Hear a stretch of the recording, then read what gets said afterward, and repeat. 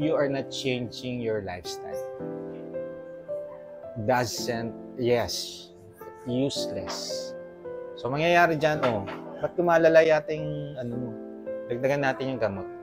Yan gagawin ng doktor. Ganyan ginagawa ko nun. So, hindi ko ginagamot ang pasyente. Binibigyan ko lang siya ng temporary relief. Kaya nung ginawa ko sa sarili ko to, I was obese. 2. Mga 1 pound na lang, obese. 3, morbidly obese na yun. Yun yung karuruk-rurukan, katabaan. 93 kilogram ako dati.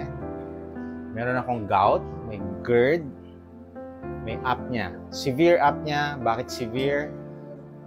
Makipagkwentuhan lang ako sa inyo, natutulog na ako. And bakit ko binago ang lifestyle ko?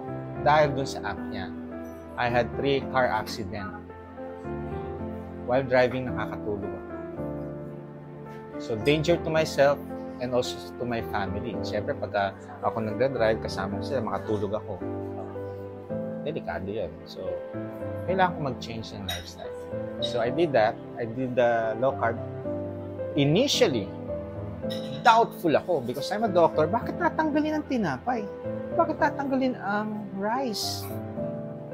Yan yung nagpapalakas sa akin eh. And I'm into sports. Triathlon, marathon, running, swimming. Malalata ako, manghihina. If I'm not taking carbohydrates or mga bread or rice, no? Sabi ko, sige, try ko. Kasi ni-research ko siya, pinag-aralan ko, wow, there are athletes doing this. Nag-improve ang kanilang stamina, endurance. So, trinay ko. First 3 days, sumasakit ulo ko, nanghihina ako, tatakbo pa naman ako. Pero tumakbo pa rin ako. Although slowly than my usual. Sino mo yun? Bagal-bagal ko na, lalo pa akong bumagal. But I trusted yung na-research ko. So sabi ko, I'll be the first guinea pig. Ako. Ginawa ko siya. For the whole month, yan, nanghihina. And after a month, napansin ko, getting faster. And I'm getting...